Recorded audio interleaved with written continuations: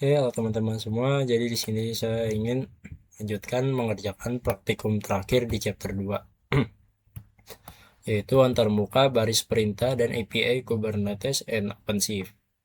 Nah, nanti kita menggunakan baris perintah untuk mengambil informasi tentang sumber daya cluster, lalu mengidentifikasi operator cluster dan sumber daya API-nya.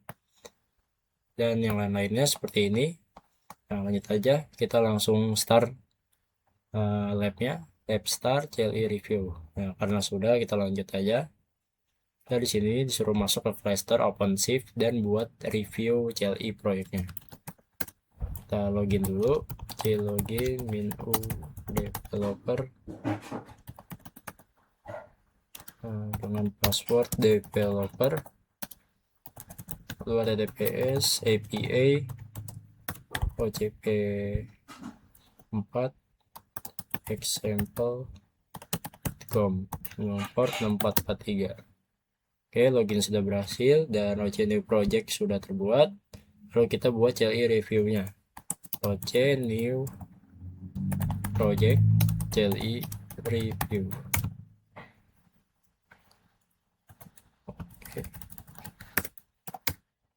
Oke, di sini jadi project yang kita buat sudah berhasil dibuat dan berjalan di https ipocp4 example.com dengan port 643. Oke, yang kedua kita menggunakan perintah OC untuk menampilkan informasi cluster. Caranya kita identifikasi versi clusternya, OC version.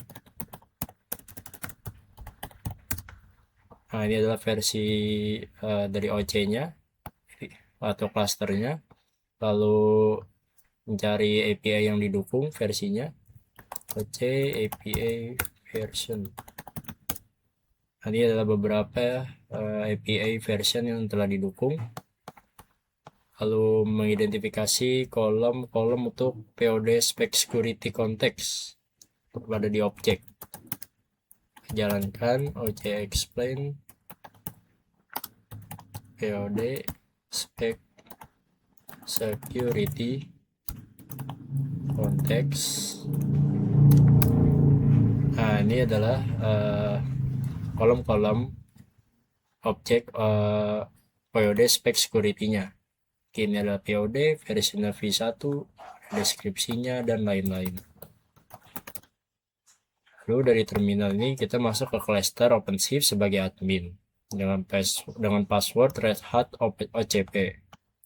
Nah, kemudian kita menggunakan perintah untuk mengidentifikasi sumber daya cluster, yaitu operator cluster, mengidentifikasi sumber daya yang tersedia, lalu yang termasuk ke dalam grup API inti, jenis-jenisnya, dan lain-lain.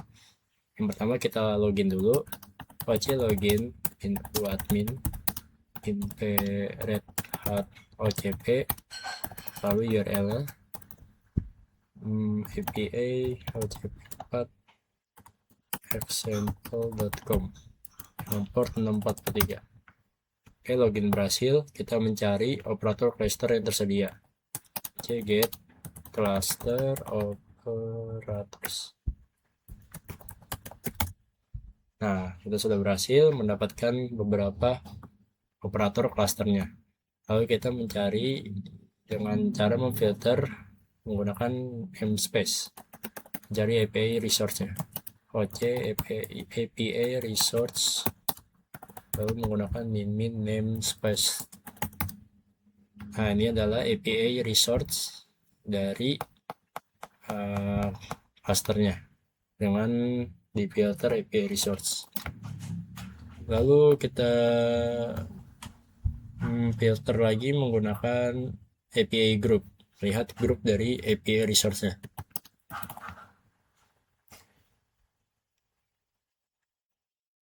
Sini OC resource, OC API resource, min API group, lalu titik 2. Nah, ini adalah API group dari API resource-nya. Oke, sudah berhasil. Lalu kita menyebutkan jenis-jenis sumber daya OpenShift IO yang disediakan oleh grup API ini. Kita jalankan OC API resource min API group, lalu OAuth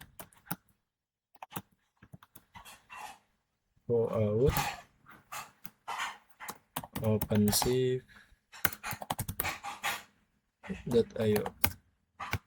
Nah, ini sudah terlihat ya. Jadi inilah jenis-jenis sumber daya OpenShift.io yang disediakan oleh grup API. Lalu kita mengambil data peristiwa atau kejadian di OpenShift Kube Controller Manager dengan difilter min namespace. Oke, get events min n OpenShift min Kube lalu controller manager. Nah, ini adalah beberapa kejadian atau peristiwa yang ada di Kube Controller Manager. Seperti lognya. Lanjutnya yang keempat, kita akan mengidentifikasi informasi layanan cluster dan nodenya. Kita mengambil kondisi status POD etcd master 01 di OpenShift etcd menggunakan min namespace. Lalu menggunakan JK untuk filter membatasi output hanya pada status kondisinya. Caranya OC get PODs etcd master 01 min n OpenShift etcd.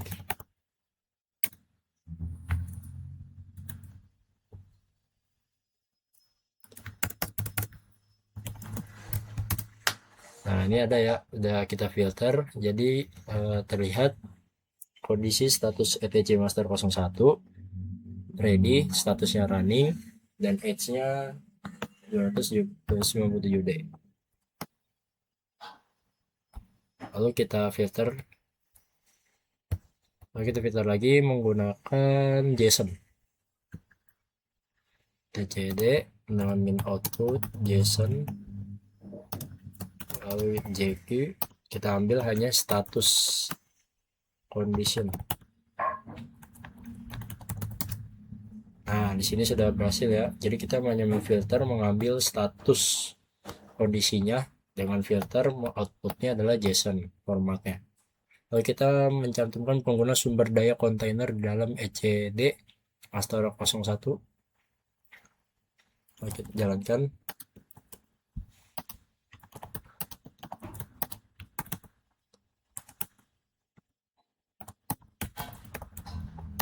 Min n OpenShift etcd min containers. Nah, ini adalah beberapa sumber daya kontainer di dalam etcd master 01 POD-nya. Ini ada etcd, metric, redis, ref, dengan CPU-nya, CPU cores dan memory bytes. Jadi kita di sini menggunakan JSON, formatnya JSON, untuk menentukan jumlah POD yang didapat alokasikan untuk node tersebut di master 01. OC get node master 01 O min O JSON path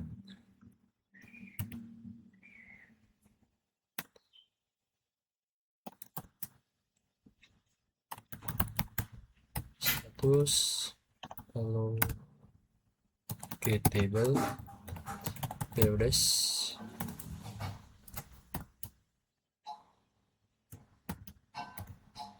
lalu di sini n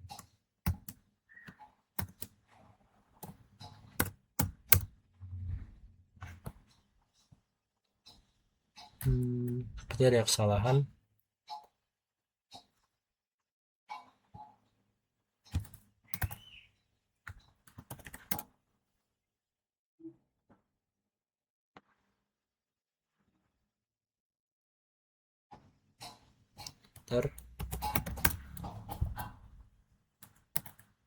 OC get node master 01 status, lalu table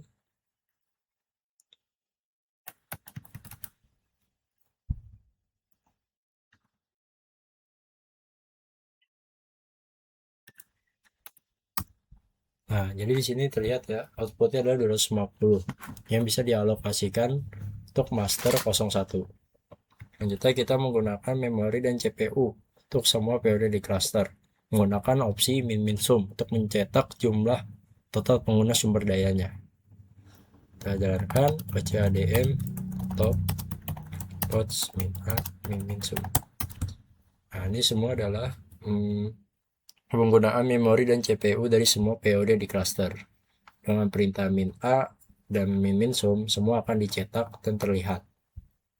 Lalu kita mencari informasi konsumsi sumber daya di node master 01 CADM top node.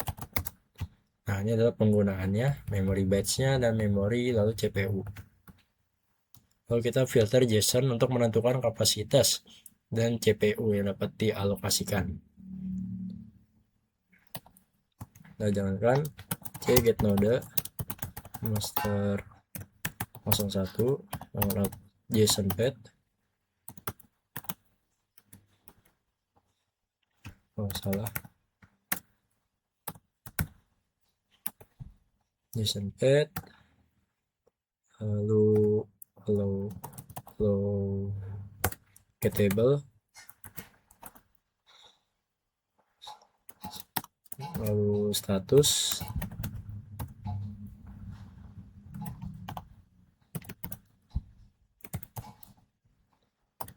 CPU lalu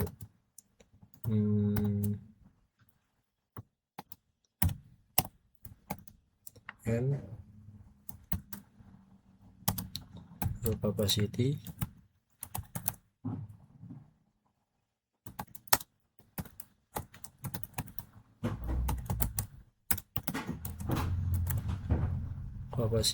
CPU.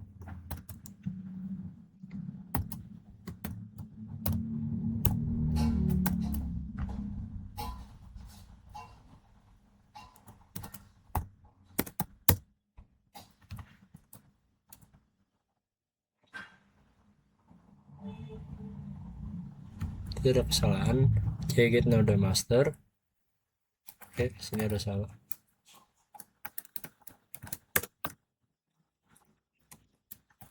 Get node master 01 dengan output JSON path lalu allocate table. Oke, sini ada salah.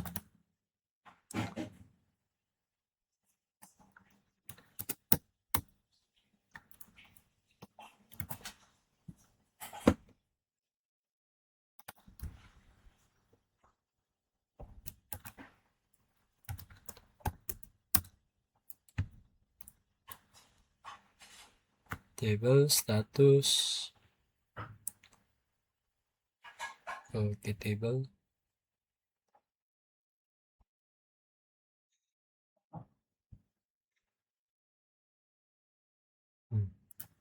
Ini ada yang kurang.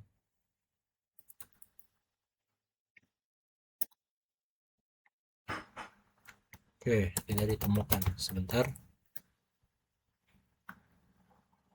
Lalu capacity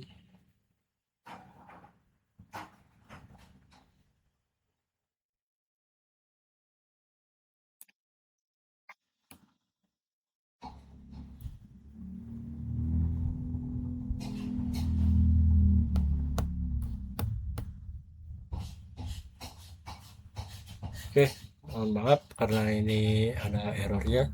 Jadi ketika kita menjalankan ini, dia akan mengeluarkan output beberapa lokasi master 01 yang bisa kita alokasikan. Contohnya seperti ini, 7.500 meter dan kapasitasnya 8.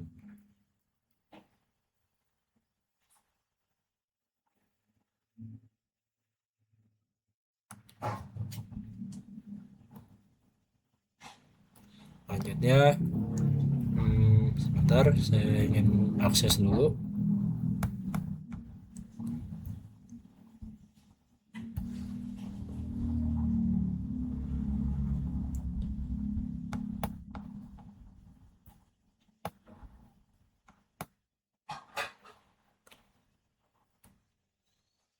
Saya start dulu, sebentar.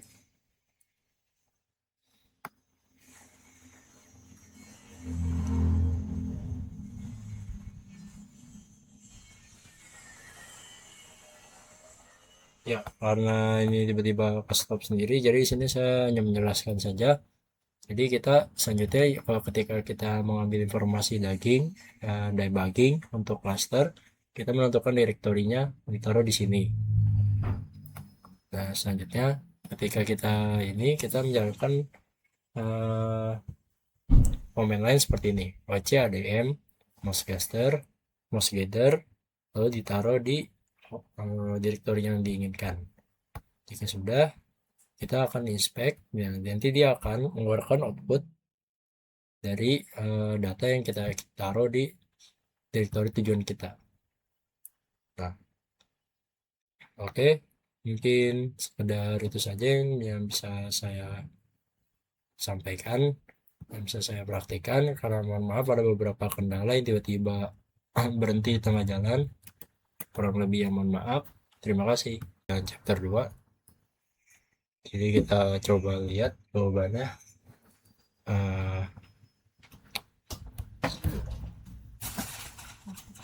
Tunggu sebentar. Nah, di bagian pertama, sumber daya API yang didukung mana yang merupakan anggota dari Auto OpenShift IO API Group ini. Nah, di sini adalah jawabannya adalah di token reviews. Nah, manakah dua bidang yang merupakan anggota dari POD spec security context dalam objek tersebut? Nah, untuk jawabannya ini adalah ada run as user, lalu ada sysZLS. Yang ketiga, manakah tiga perintah yang menampilkan kondisi node master 01? Yaitu ada di OCGet node master 01 dengan output JSON, lalu kita filter dengan status kondisinya. Lalu ada OCGet node master 01 dengan output YAML. Lalu ada juga OCGet node master 01 dengan output JSON. Lalu tipe 2 kondisi yang valid untuk node bidang kontrol yaitu ada pit pressure dan ada ready. Lalu tiga objek atau opsi yang valid untuk OCADM top pods perintah tersebut itu ada min a atau al, lalu ada min sum untuk mengeluarkan outputnya cetak semua, lalu ada min containersnya.